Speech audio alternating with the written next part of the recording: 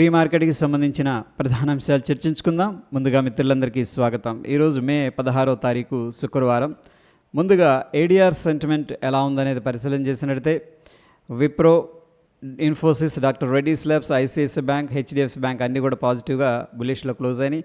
ముఖ్యంగా interest observation ఏంటంటే బ్యాంకింగ్లో ICICI bank, HDFC bank more than 2% దాకా పాజిటివ్ అయితే ఉన్నాయి. సో ప్రాబ్లం ఏంటంటే బ్యాంక్స్ నుంచి పాజిటివ్ సంకేతాలు అనేది కనిపిస్తూ ఉన్నాయి. ఎనీహౌ ఏడిఆర్స్ మొత్తం కూడా గ్రీన్లో అయితే ఉన్నాయి.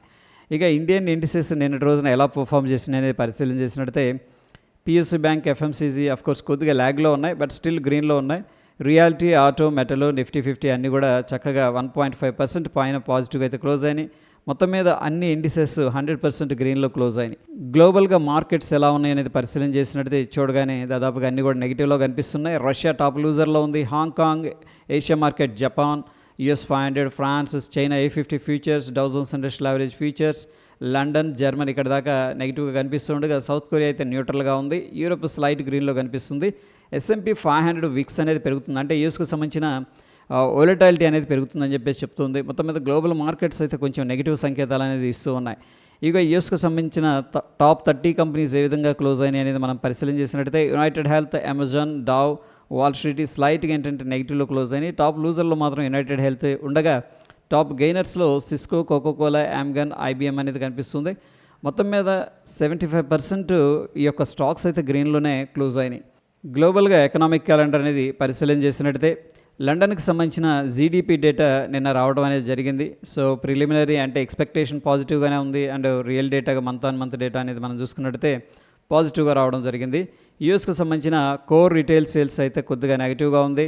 మొదటిసారి నిరుద్యోగ భృతికి అప్లై చేసుకునే వారి సంఖ్య ఏదైతే ఎక్స్పెక్ట్ చేశారో స్ట్రీట్ అదే నెంబర్ రావడం జరిగింది. ఫిలడెల్ఫియా ఫెడ్ మ్యానుఫ్యాక్చరింగ్ ఇండెక్స్ అయితే ఇంప్రూవ్ అయింది. PPI డేటా మాత్రం స్లైట్ నెగిటివ్గా వచ్చింది. ఇక రిటైల్ సేల్స్ డేటా అనేది పాజిటివ్గా ఉంది. ఈరోజు విషయానికి వచ్చేసరికి ఈ జపాన్కి సంబంధించిన GDP డేటా ప్రిలిమినరీ మాత్రం నెగిటివ్గా రావడం అనేది జరిగింది. ఇక ఎకనామిక్ క్యాలెండర్ అనేది మనం పరిశీలన చేసినట్టయితే నిన్నటి రోజున ప్యాసింజర్ వెహికల్ సేల్స్ అనేది చాలా ఇంప్రూవ్ అయ్యాయి. ప్రీవియస్గా 3.7% ఉండేది 5.5% అనేది ఉంది. అంటే ప్యాసింజర్ వెహికల్ సేల్స్ అనేది సిగ్నిఫికెంట్గా రైజ్ అయ్యాయి. M3 మనీ సప్లై అయితే ఇంప్రూవ్ అయింది. బ్యాలెన్స్ ఆఫ్ ట్రేడ్ అయితే స్టిల్ ఏంటంటే డెఫిసిట్ కనిపిస్తుంది. ఇంపోర్ట్స్ ఏమో $64 బిలియన్, ఎక్స్పోర్ట్స్ ఏమో $38 బిలియన్ అనేది ఉంది. అయితే ఎక్స్పోర్ట్స్ కొద్దిగా తగ్గాయి ప్రీవియస్గా కంపేర్ చేసినప్పుడు, ఇంపోర్ట్స్ స్లైట్గా ఇంక్రీజ్ అయ్యాయని చెప్పేసి చెప్పొచ్చు. ఇక ఈరోజు విషయానికి వచ్చేసరికి ఫారిన్ ఎక్స్చేంజ్ రిజర్వ్స్ ఎలా ఉన్నాయనే డేటా రిలీజ్ అవుతుంది. ఇది వెరీ ఇంపార్టెంట్ డేటా అని చెప్పేసి చెప్పొచ్చు. నిన్న ఫెడ్ చైర్పర్సన్ పౌల్ గారు మాట్లాడటం జరిగింది. అయితే సప్లై షాక్స్ ఉన్నాయని చెప్పేసి చెప్తూ ఉన్నారు. అయితే ఫ్రెండ్స్ ఇది ఎందుకు వస్తుంది అంటే జనరల్గా జియోపొలిటికల్ ఇష్యూస్ కానీ లేకపోతే క్లైమేట్ చేంజెస్ ఇటువంటి వాటి వల్ల డిస్ట్రప్షన్ వస్తూ ఉంటుంది. బట్ ఈ యొక్క ట్రేడ్ డెఫిషియన్స్ ఏదైతే జరుగుతూ ఉందో ట్రేడ్ వార్ అనేది దీనివల్ల ఇన్ఫ్లేషన్ రైజ్ అయ్యే అవకాశాలు ఉన్నాయి అని చెప్పేసి యూఎస్ ఎకనామీని వార్న్ చేస్తూ ఉన్నారు. ఇక జపాన్ Q1 GDP అనేది ష్రింక్ అయిపోయింది, తగ్గిపోయింది. ఎక్స్పెక్ట్ చేసిన దానికంటే కూడా వీక్గా కన్సంప్షన్ అనేది కనిపిస్తూ ఉంది. ఇక ఈరోజు విషయానికి వచ్చేసరికి ఫ్యూచర్ అండ్ ఆప్షన్స్లో BHEL, డెలివరీ రిజల్ట్స్ అనేది అనౌన్స్ చేస్తున్నాయి. వీటిలో సిగ్నిఫికెంట్గా వోలటాలిటీ ఉండే అవకాశం ఉంది. ఫ్యూచర్ అండ్ ఆప్షన్స్లో Hindustan copper, Manappuram, CDSL ban లిస్ట్లో ఉన్నాయి. వీటిల్లో మనం ఫీచర్స్ అండ్ ఆప్షన్స్ ట్రేడ్ చేయకూడదు. క్యాష్ మార్కెట్లో బై అండ్ సెల్ చేసుకోవచ్చు. ACC, సెయిల్ కూడా ప్రాబబ్లీ బ్యాన్ లిస్ట్లోకి వెళ్ళడానికి అయితే పాసిబిలిటీస్ కనిపిస్తూ ఉన్నాయి. ఇక నిన్నటి రోజున hero motor Corp, JSW steel, Bajaj auto, Grasim ఇవన్నీ కూడా సిగ్నిఫికెంట్గా రైజ్ అవ్వడం అనేది జరిగింది. ఆఫ్కోర్స్ టాటా మోటార్స్ కూడా 4% పైన ఇంక్రీజ్ అయింది, ఎందుకంటే ఆటో సేల్స్ అనేది నిన్న ఇంక్రీజ్ అయినాయి కాబట్టి. ఇక ఇండస్ఇండ్ బ్యాంక్, బ్రిటానియా వచ్చేసరికి స్లైట్ లూజర్స్ లిస్ట్లోకి వెళ్ళిపోవడం జరిగింది.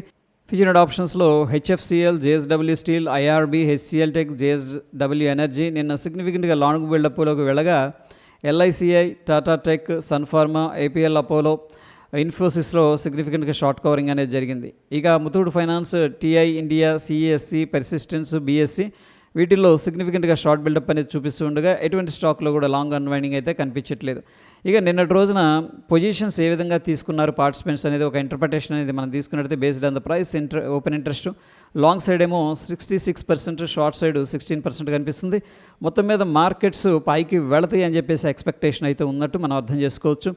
ఇక Nifty open interest and price మనం అనేది అబ్జర్వ్ చేసినట్టయితే నిన్నటి రోజున అయితే గ్రీన్లో క్లోజ్ అయింది. Based on the price open interest మనకేం చెప్తుందంటే ఇక్కడ లాంగ్ బిల్డప్ అనేది అడ్వైజ్ చేస్తుంది, అంటే ప్రైస్ ఇంకా పెరుగుతుందని చెప్పేసి ఎక్స్పెక్టేషన్ ఉందని చెప్పేసి అర్థం చేసుకోవచ్చు. ఈరోజు ఎటువంటి ఎక్స్పైరీ కూడా లేదు. ఇక పార్టిసిపెంట్ వాయిస్ డేటా అనేది మనం పరిశీలన చేసినట్లయితే ఎఫ్ఐఎస్ అన్నింటిలో కూడా బుల్లిష్గా ఉన్నారు, ప్రొపరైటరీ పెద్దగా యాక్టివ్గా లేరు, క్లయింట్ వచ్చేసరికి అన్నింటిలో కూడా బేరిష్గా ఉన్నారు, ఇక డిఐఎస్ అన్నింటిలో కూడా బేరిష్గా ఉన్నారు. మొత్తం మీద ఎఫ్ఐఎస్ 5,393 కోట్లు క్యాష్ మార్కెట్లో బై చేసినట్టు తెలుస్తుంది. డిఐఎస్ ఏమో 1,668 కోట్లు క్యాష్ మార్కెట్లో సెల్ చేసినట్టు తెలుస్తుంది. ఎఫ్ఐఎస్ కంటిన్యూ చేస్తూ మార్కెట్ని సపోర్ట్ చేస్తూ వస్తున్నారని చెప్పేసి క్లియర్గా తెలుస్తుంది. ఇండియా విక్స్ విషయానికి వచ్చేసరికి 1.93% డ్రాప్ అయింది. ఇండియన్ మార్కెట్స్ స్టేబుల్గా ఉన్నాయని చెప్పేసి అర్థం చేసుకోవచ్చు. US Dow Jones industrial average మనం అబ్జర్వ్ చేసినట్టయితే నిన్నటి రోజునైతే గ్రీన్లో క్లోజ్ అయింది. ప్రస్తుతం మనం చూస్తున్న సమయానికి కొద్దిగా ప్రాఫిట్ బుకింగ్ అనేది జరుగుతుంది. 80 పాయింట్స్ నెగిటివ్గా ఉంది. ఇక డాలర్ ఇండెక్స్ అయితే కొద్దిగా ప్రాఫిట్ బుకింగ్లోకి వెళ్ళిపోయింది. నిఫ్టీ విషయానికి వచ్చేసరికి నిన్న 25,000 మార్క్ అనేది దాటింది. సో ఇది బుల్లిష్ అయినని చెప్పేసి చెప్పుకోవచ్చు. ప్రస్తుతం మనకి పుల్ బ్యాక్ అనేది జరిగిందనుకోండి.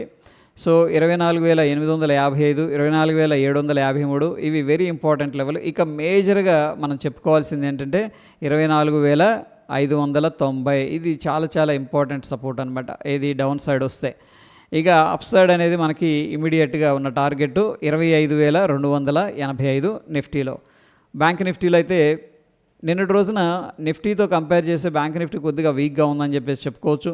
ఒకవేళ పుల్ బ్యాక్ అనేది జరిగిందంటే మనకి 54,937 మనకున్న సపోర్టు. ఆ లెవెల్ బ్రేక్ డౌన్ జరిగిందంటే 54,684 అనేది మనం వాచ్ చేయాల్సిన సపోర్టు. సో ఫ్రెండ్స్ 55,000 అనేది 55,500 అనేది మనకు రెసిస్టెన్స్గా ఉంది.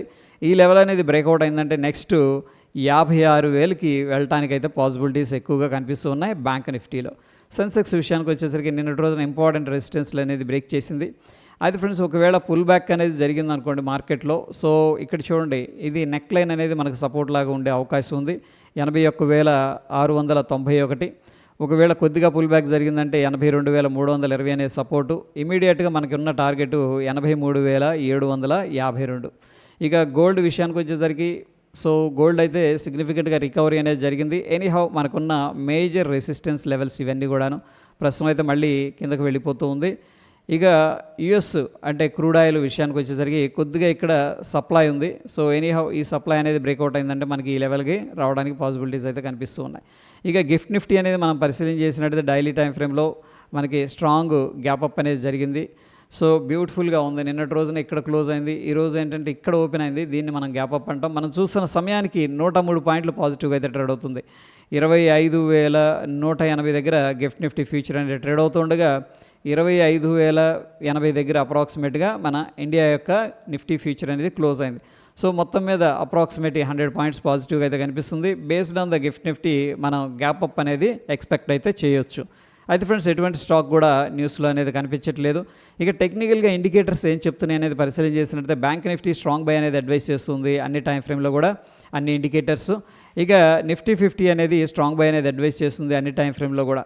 సో ప్రస్తుతం ఉన్న సిచ్యువేషన్లో మనం కనుక అబ్జర్వ్ చేసినట్టయితే ఏడిఆర్స్ నుంచి పాజిటివ్ సంకేతాలు కనిపిస్తూ ఉన్నాయి. అఫ్కోర్స్ పౌల్ గారు కామెంటరీ అయితే కొద్దిగా యుఎస్ ఈ యొక్క ఇన్ఫ్లేషన్ రైజ్ అవుతుందని చెప్పేసి కన్సర్న్స్ రైజ్ చేస్తూ ఉన్నారు. గ్లోబల్గా మార్కెట్స్ మాత్రం పాజిటివ్గా కనిపించట్లేదు, అన్నీ కూడా కొంత ప్రాఫిట్ బుకింగ్లోకి వెళ్ళిపోయాయి.